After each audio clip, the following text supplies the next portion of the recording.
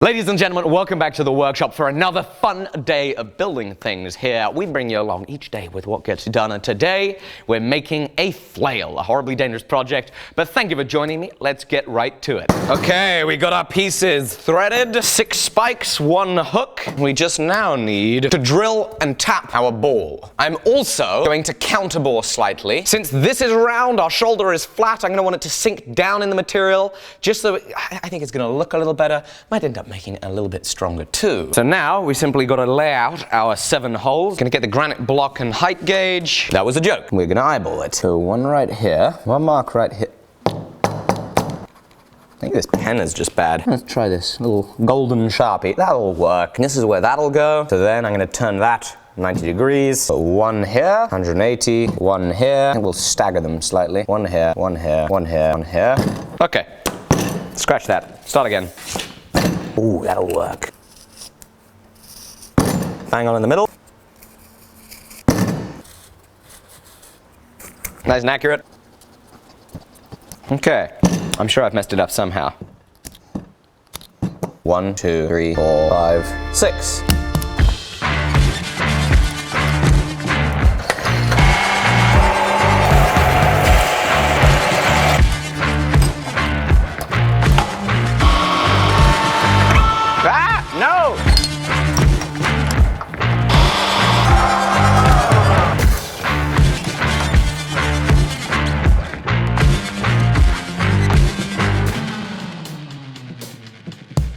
This is the most diabolically scary and morbid thing that I have ever made, and in fact, I think it is the most evil-looking thing that I've ever seen, so it's weird to be making it. I ended up with 7 spikes, because apparently I can't count. I thought I had 6 tines, I had 7, and I thought, actually, kind of looked better with 7 spikes. So 7 spikes, 1 little hook. Obviously, this will get closed up once we closed up around the chain. Interesting thing, though, I have totally messed up my order of operations with this project. You'll remember, I turned down the tenon on the lathe before forging it, which means that those things are bent and have become slightly off-center there, even obviously once they've been threaded with the die, which means that it's going to be weird getting them in. There's also another problem, which is the threads are too tight. So I'm going to tighten up the die so that we can narrow down the diameter of the thread slightly, make a little bit of an easier fit, because these are very tight all the way from here. The next problem is, I clearly didn't think through the order of operations at the mill properly, because you'll notice my 8.5mm hole that we used to drill for the 10mm tapped hole, it's not in the middle of the 16mm drill bit that we used to kind of counterbore in. So it looks like the 8mm drill bit wandered off center, and then the 16mm drill bit cut on center, and it would have wandered off center because this is round and so it didn't stay on course. The trouble with this is, I end up trying to thread this in, and the shoulder of the tenon's going to end up stopping on this material instead of seating nicely into that pocket. I mean, this is really bad. That's really annoying. See, it's really bad up there. I'm going to remove these and just kind of rethread them with the die, but tighten up the die so the threads are a little tighter. And I'm going to postpone making a decision on what to do until I've done that, because then we're going to get a better idea of just how bad it is. And so forth and so on and so forth.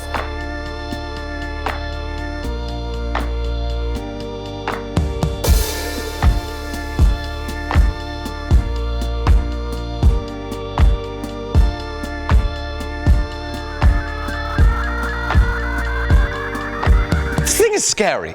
I feel uncomfortable making this. Okay, so it was actually rather fine. I was able to screw these things in, and though the holes didn't look round, they all went in fine. So these are all screwed in and tight. This is obviously messed up because we wrenched on this to twist it, so it's twisted. We'll heat that up and fix that. But first, before we heat... I almost just did some serious damage to my hand. I need to be very careful with this. But first, before we heat this up and untwist it, at the same time as heating it up and untwisting it, I want to be heating it up and bending it into its final loop, which is going to mean we need some chain. This reminds me of when I was in a biker gang. A lot of people have asked me why it is that I have a chain on my anvil. Well, I have a chain on my anvil because it looks cool. Chains are awesome. They make for great jewelry. You know, when you're in the club and you want to flex a little bit, you show up with your chains. That's what it's all about. So yeah, there's a little bit of a myth that chains suppress the ring on an anvil.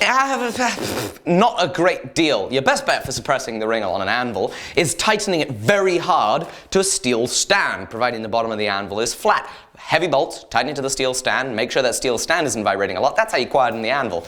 The chain is just like trying to dampen the vibration. Really, it just makes it look cool, like I'm gonna add some cool bling to my anvil, but it's not particularly necessary. So I need to work out how long I'm gonna make the flail, and I think this is kind of a good length. So if I had a stick and I was swinging that bad boy around, I think that would work pretty good. Let's do that. No, that's right, you can come back here. There's nothing to be afraid of. Let me just test this again. What if I try... Right. Godly, this is scary.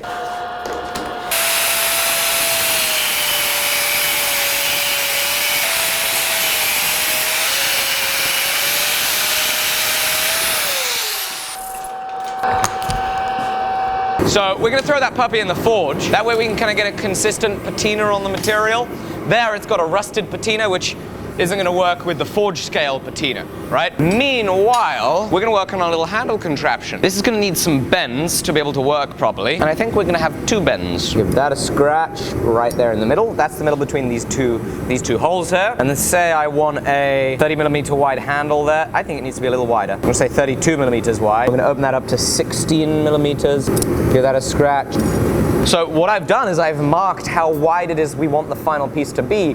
But the bend is only going to be occurring at this measurement in the middle of the material, so we're not accounting for the thickness of this. So we actually need to add on half of this thickness.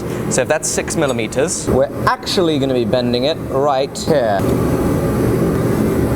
Forgot about the chain. Now, you want to see what makes for real cool jewelry? This is what makes for real cool jewelry. So I put a cutting torch head on my thingamawhatsit. That way we can get a slightly smaller flame than the normal heating head.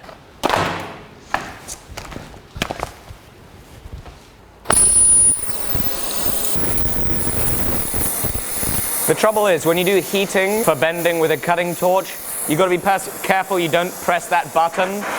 It's a great way to end up with 2 pieces when you just needed to bend. So now, should be able to bend it. Ooh, make sure that's a good 90. So the thing with a cutting torch is when you light it, it's kind of sometimes difficult. The flame will want to kind of go. Flame didn't go out. Anyway, I remember once seeing somebody do this. If you have too much propane, it stands off the tip, and you can't ever get your oxygen to bring that flame back, right? So tip I once saw was doing that. You get your flame back, and you can do what you need to do. We'll go for our second bend.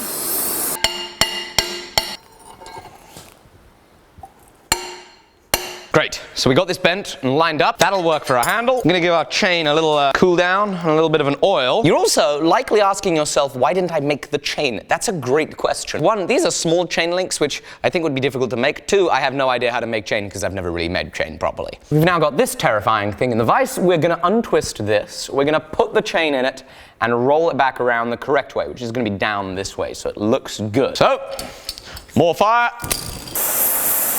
Hope is I can untwist this without it loosening the bolts. Nice. Got it untwisted. Now we are going to shape it and get the chain in it, so I'm going to get it all hot. Back a little slightly. Oh no. Hoppa. Okay, this chain is still absurdly hot. Ow! Oh! Right, I'm going to take another. Ow! I'm going to. Ow! Take another heat.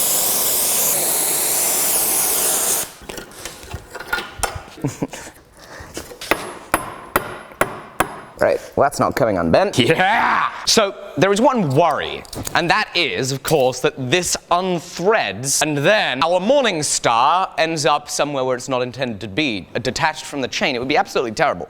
I'm horrified about the prospect of testing this weapon. So to make it a little safer, I'm going to heat up the material right by it, and we're going to drive a punch in, just so that it locks it in place, so that it absolutely cannot ever unscrew and come out.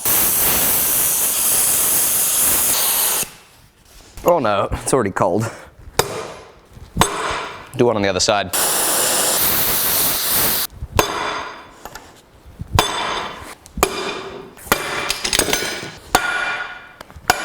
Okay, that's good. That's not unscrewing. Right, we're gonna give that a little tweak. Very nice. Man, this thing is just getting scarier. Oh my goodness, it's getting scarier and scarier. I don't like that.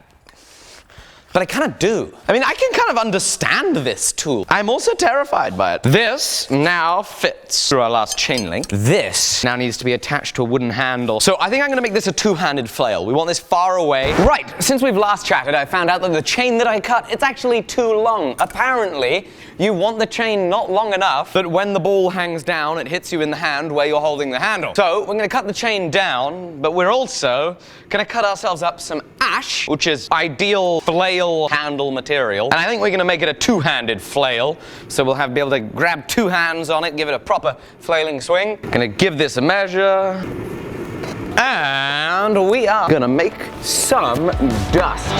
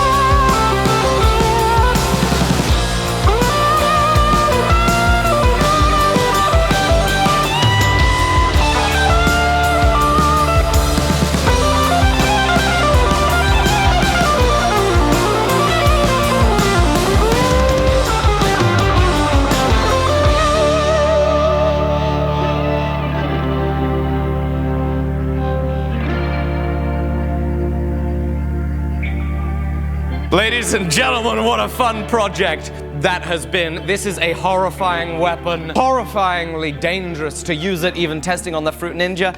So don't do that at home. I hope, however, you do hit subscribe. I hope you grab yourself some merchandise like this awesome Process t-shirt, and I hope to see you tomorrow on the next episode. We've got more great things to make, more fun to have, more things to learn. Thank you. I will see you tomorrow.